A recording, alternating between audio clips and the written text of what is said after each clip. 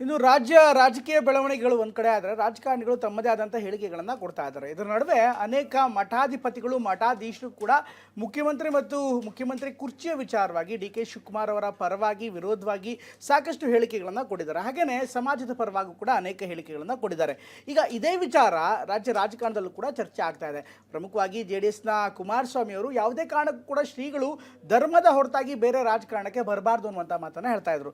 ಆದರೆ ಈಗ ಅದೇ ವಿಚಾರವನ್ನು ಅಥವಾ ಕುಮಾರಸ್ವಾಮಿ ಅವರ ಹೇಳಿಕೆಯನ್ನು ಮುಂದಿಟ್ಟು ಕಾಂಗ್ರೆಸ್ ನಾಯಕರು ಪ್ರಶ್ನೆ ಮೇಲೆ ಪ್ರಶ್ನೆ ಮಾಡ್ತಾ ಇದ್ದಾರೆ.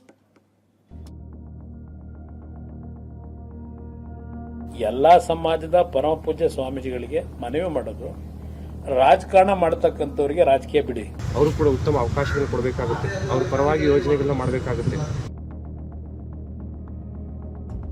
ಪಾಪ ಕುಮಾರಣ್ಣಂಗೆ ಮಠ ಹೆಂಗಾಯ್ತು, ಎರಡನೇ ಮಠ. ಡಿಕೆ ಶಿವಕುಮಾರ್ ನಾಯಕತ್ವ ಬದಲಾವಣೆ ಚರ್ಚೆಯ ಕೇಂದ್ರಬಿಂದು. ಸಿಎಂ ರೇಸ್ನಲ್ಲಿರುವ ಕಾಂಗ್ರೆಸ್ನ ಕಟ್ಟಾಳು. ಇದೇ ವಿಚಾರಗಳನ್ನ ಮುಂದಿಟ್ಟು ಒಕ್ಕಲಿಗ ಶ್ರೀಗಳು ಬಂಡೆ ಪರ ಬ್ಯಾಟ್ ಬೀಸಿದರು. ಪಕ್ಷವನ್ನ ಕಷ್ಟಪಟ್ಟು ಕಟ್ಟಿದ್ದಾರೆ, ಸಿಎಂ ಸ್ಥಾನ ಬಿಟ್ಟುಕೊಡಲಿ ಎಂಬ ಆಗ್ರಹವನ್ನೆತ್ತಿದ್ರು. ಆದರೆ ರಾಜಕಾರಣದಲ್ಲಿ ಸ್ವಾಮೀಜಿಗಳ ಎಂಟ್ರಿಗೆ ಕೇಂದ್ರ ಸಚಿವ ಕುಮಾರಸ್ವಾಮಿ ಅಸಮಾಧಾನ ಹೊರಹಾಕಿದ್ರು. HDK ಆಡಿದ್ದ ಮಾತು ರಾಜ್ಯ ರಾಜಕಾರಣದಲ್ಲಿ ಮಾತಿನ ಕಿಚ್ಚು ಹಚ್ಚಿದೆ. ಎಲ್ಲ ಸಮಾಜದ ಪರಮ ಪೂಜ್ಯ ಸ್ವಾಮೀಜಿಗಳಿಗೆ ಮನವಿ ಮಾಡೋದು, ರಾಜಕಾರಣ ಮಾಡತಕ್ಕಂಥವ್ರಿಗೆ ರಾಜಕೀಯ ಬಿಡಿ. ಧರ್ಮಾಧಿಕಾರಿಗಳು ಈ ವಿಷಯದಲ್ಲಿ ರಾಜಕಾರಣದಲ್ಲಿ ಯಾಕೆಂದ್ರೆ ಧರ್ಮಾಧಿಕಾರಿಗಳಿಗೆ ಯಾವುದೇ ರೀತಿಯ ಜಾತಿಯ ವ್ಯಾಮೋಹ ಆಗಲಿ ವ್ಯಕ್ತಿಗಳ ವ್ಯಾಮೋಹ ಆಗಲಿ ಇರಬಾರದು. ಧ್ವನಿ ಎತ್ತಿದ್ದಕ್ಕೆ ಸ್ವಾಮೀಜಿಯವರ ನಡೆ ಬಗ್ಗೆ ಕುಮಾರಸ್ವಾಮಿ ಆಕ್ಷೇಪ ವ್ಯಕ್ತಪಡಿಸಿದ್ದಾರೆ. ಹೌದಾ, ಪಾಪ ಕುಮಾರಣ್ಣಂಗೆ ಮಠ ಹೆಂಗಾಯ್ತು, ಎರಡನೇ ಮಠ. ಸ್ವಾಮೀಜಿಯವರು ಇಲ್ಲದೆ ಹೋದ್ರೆ ಚೀಫ್ ಮಿನಿಸ್ಟರ್ ಆಗ್ತಿರ ದೇವೇಗೌಡರು, ರಸ್ತೆಗಿಳಿಲ್ವ ಸ್ವಾಮೀಜಿ? ದೇವೇಗೌಡರು ಮುಖ್ಯಮಂತ್ರಿ ಆಗಿದ್ದು ಅವರ ಶ್ರಮ ಇದೆಯಲ್ಲ, ಇವರು ಯಾರು ಚರ್ಚೆ ಮಾಡ್ತಕ್ಕಂಥ ನೈತಿಕತೆ ಇಲ್ಲದೇ ಇರೋರು ಇವರೆಲ್ಲ. ದೇವೇಗೌಡರು ಈ ಥರ ರಾಜಕಾರಣ ಮಾಡಿದರೆ 77ರಲ್ಲೇ ಮುಖ್ಯಮಂತ್ರಿ ಆಗೋರು. ಅಲ್ಲೇ ನಾವು ಸ್ವಾಮೀಜಿಗಳನ್ನು ಮುಂದಿಟ್ಕೊಂಡು ಏನು ಮಾಡಲಿಲ್ಲ. ಇಲ್ಲ ಸ್ವಾಮೀಜಿಗಳು ದೇವೇಗೌಡರನ್ನ ಮುಖ್ಯಮಂತ್ರಿ ಮಾಡಿ ಅಂತ ಏನು ಸಂದೇಶ ಕೊಟ್ಟಿದ್ದೀರಾ? ಇಲ್ಲ, ಅವ್ರ ಪಾಪ ಹೇಳ್ಕತ್ತಾರೆ. ಒಂದು ಚಿನ್ನಪ್ಪ ರೆಡ್ಡಿ ಆಯೋಗ ಅಂತ ಮಾಡಿ ಒಂದು ಹೋರಾಟ ಆಯಿತು ದೊಡ್ಡದು. ಯಾರು ನಮ್ಮ ಚುಂಚನಗಿರಿ ಶ್ರೀಗಳ ನೇತೃತ್ವದಲ್ಲಿ, ಬಾಲಗಂಗಾಧರ ಸ್ವಾಮೀಜಿಯವರ ನೇತೃತ್ವದಲ್ಲಿ ಒಂದು ಹೋರಾಟ ಆಯಿತು. ಈ ಹೋರಾಟ ಮಾಡಿದ್ದೆ ಸ್ವಾಮಿಗಳು ದೇವೇಗೌಡರು ಮುಖ್ಯಮಂತ್ರಿ ಆಗಲಿ ಅಂತ. ಆ ಹೋರಾಟದ ಫಲನೇ ದೇವೇಗೌಡರು ಮುಖ್ಯಮಂತ್ರಿ ಆಗಿದ್ದು. ಇನ್ನು ತಾವು ಶ್ರೀಗಳನ್ನ ಬೆಂಬಲಕ್ಕೆ ಕರೆದೇ ಇಲ್ಲ ಅನ್ನೋದು ಕುಮಾರಸ್ವಾಮಿ ಅವರ ವಾದ. ಆದರೆ ಬಂಡೆ ಬ್ರದರ್ಸ್ DK ಸುರೇಶ್ ಮಠಗಳನ್ನ ಬಳಸಿಕೊಂಡಿರೋದು ಗೊತ್ತಿದೆ ಎಂದಿದ್ದಾರೆ. ನಾವು 2 ಬಾರಿ BJP ಜೊತೆ ಸರ್ಕಾರ ಮಾಡಿದೆ, ತಪ್ಪುಗಳು ನಮ್ಮಿಂದ ಆಗಿರ್ತವೆ. ಅದಕ್ಕೆ ಮಠಾಧೀಶರನ್ನ ಯಾಕೆ ಕರಿಬೇಕು ಬೀದಿಗೆ? ಕಾಂಗ್ರೆಸ್ ಜೊತೆ ಸರ್ಕಾರ ಮಾಡಿದೆ, ಏನು ತಪ್ಪು ಮಾಡಿದ್ದೆ ಅಂತ ತೆಗೆದ್ರು ಅವರು. ಆಗ ಬನ್ರಪ್ಪ ನಾನು ಒಕ್ಕಲಿಗರನು ಉಳಿಸ್ಕೊಳ್ಳಿ ಅಂತ ಅಂದ್ಬಿಟ್ಟು ಯಾರು ಕರೆದ ನಾನು.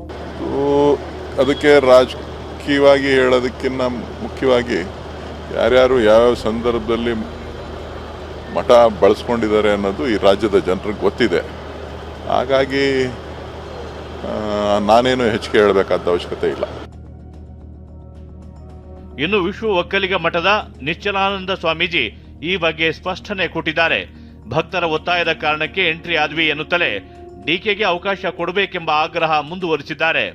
ಒಂದು ಸಮುದಾಯದ ಮುಖಂಡನೊಬ್ಬ ಪಕ್ಷಕ್ಕೆ ಕಷ್ಟಪಟ್ಟು ದುಡಿದಿದ್ದಾರೆ. ಆ ಕಷ್ಟಪಟ್ಟು ದುಡಿದಿರುವಂಥ ವ್ಯಕ್ತಿಗೆ ಅವಕಾಶಗಳ ವಂಚನೆ ಆಗುತ್ತೆ, ನೀವು ಸ್ವಲ್ಪ ಮುಂದೆ ಬಂದು ಒತ್ತಾಯ ಮಾಡಬೇಕು ಅಂತ ಕೇಳ್ಕೊಂಡಿದ್ರಿಂದಾಗಿ ನಾವು ಎಂಟ್ರಿ ಆಗಿದ್ದಷ್ಟೇ. ಭಕ್ತರು ಯಾವುದೇ ಜಾತಿ ಭೇದ ವ್ಯತ್ಯಾಸವಿಲ್ಲದೆ ಬರೀ ಒಕ್ಕಲಿಗರಿಗೆ ಅಂತ ಅಷ್ಟೇ ಅಲ್ಲ, ಯಾಕೆಂದರೆ ಭಾಳಷ್ಟು ಜನ ತಳ ಸಮುದಾಯದಲ್ಲಿ ಬಂದವರಿದ್ದಾರೆ, ಅವರು ಕೂಡ ಉತ್ತಮ ಅವಕಾಶಗಳು ಕೊಡಬೇಕಾಗುತ್ತೆ, ಅವ್ರ ಪರವಾಗಿ ಯೋಜನೆಗಳನ್ನ ಮಾಡಬೇಕಾಗುತ್ತೆ. ಶ್ರೀಗಳ ಬೆಂಬಲ ವಿಚಾರ JDS ಕಾಂಗ್ರೆಸ್ ನಡುವೆ ಬಡಿದಾಟಕ್ಕೆ ವೇದಿಕೆ ಹಾಕಿಕೊಟ್ಟಿದೆ. ಸ್ವಾಮೀಜಿಗಳ ಎಂಟ್ರಿ DKಗೆ ಬಲ ತಂದುಕೊಟ್ರೆ ದಳಪತಿ ಆಕ್ಷೇಪ ಎತ್ತಿರೋದು ಕುತೂಹಲ ಮೂಡಿಸಿದೆ. Bureau report TV9. ಇನ್ನು ಕಾಡು ಸಿದ್ದೇಶ್ವರ ಸ್ವಾಮೀಜಿಯವರ ಹೇಳಿಕೆ ಮತ್ತೆ ಸಾಕಷ್ಟು ಸುದ್ದಿಯನ್ನು ಮಾಡ್ತಾ ಇದೆ. ಬೆಳಗಾವಿಯಲ್ಲಿ ಮಾತನಾಡಿದಂಥ ಕಾಡು ಸಿದ್ದೇಶ್ವರ ಸ್ವಾಮೀಜಿ ಈಗಾಗಲೇ ಹನುಮಮಾಲಾ ದೀಕ್ಷಾ ಕಾರ್ಯಕ್ರಮದಲ್ಲಿ ಮಾತನಾಡ್ತಾ ಇದ್ರು. ಬಸವ ತತ್ವದವರನ್ನು ತಾಲಿಬಾನಿಗಳು ಅಂತ ಹೇಳಿದ್ದಾರೆ. ಮಾಲೆ ಹಾಕಿಕೊಳ್ಳೋರು ಕೆಟ್ಟ ಕೆಲಸ ಮಾಡೋದಿಲ್ಲ, ನಮ್ಮಂಥ ಬಟ್ಟೆ ಹಾಕ್ಕೊಂಡ ಬಸವ ತಾಲಿಬಾನಿಗಳು ಕಮ್ಯುನಿಸ್ಟರು ನಿಮ್ಮ ಬಗ್ಗೆ ಟೀಕೆ ಟಿಪ್ಪಣಿ ಮಾಡಬಹುದು ಎಂದಿರುವಂಥದ್ದು ಈಗ ಸಾಕಷ್ಟು ಚರ್ಚೆಗೆ ಕಾರಣವಾಗ್ತಾ ಇದೆ. ಯಾರ ಬಹಳ ಮಂದಿ ಟೀಕಾ ಟಿಪ್ಪಣಿನೂ ಮಾಡಬಹುದು. ಕಮ್ಯುನಿಸ್ಟರು ಮತ್ತು ನಮ್ಮಂತ ಬಟ್ಟೆ ಹಾಕೊಂಡಂತ ಬಸವ ತಾಲಿಬಾನಿಗಳು ಟೀಕಾ ಮಾಡಬಹುದು ನಿಮ್ಮ ಮ್ಯಾಗ. ಯಾಕಂತಂದ್ರ ಅವ್ರ ಹಿಂದಕ್ಕೆ ಬೇರೆ ಬೇರೆ ಸಂಪ್ರದಾಯಗಳ ಮ್ಯಾಗ ಸಿಕ್ಕಾಪಟ್ಟೆ ಟೀಕಾ ಮಾಡ್ಯಾರ. ಯಾರ ಬಹಳ ಮಂದಿ